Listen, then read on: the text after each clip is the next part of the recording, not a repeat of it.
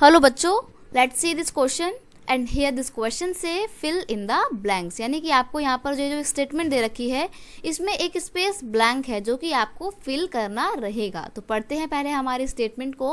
और हमारी स्टेटमेंट कहती है what is third estate was written bye.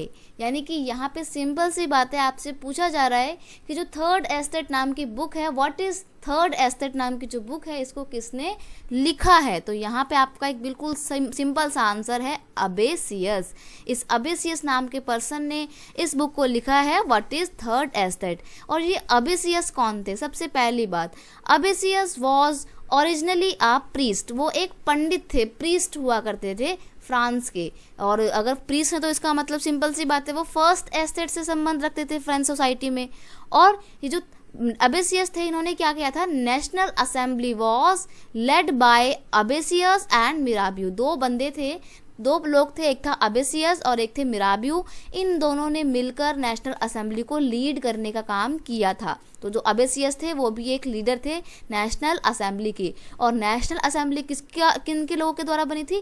Third estate के लोगों ने यूनाइट होकर अपनी थर्ड एस्टेट अपना एक असेंबली बनाया था जिसका नाम था नेशनल असेंबली। और आगे जाके इसी नेशनल असेंबली ने 1791-92 के दौरान फ्रांस के लिए कॉन्स्टिट्यूशन बनाया था और फ्रांस को मोनार्की से कॉन्स्टिट्यूशनल मोनार्की में कन्वर्ट किया था। तो इस पूरे प्रोसीजर में अबेसियस ने बहुत इंपॉर्टेंट रोल प्ले किया था।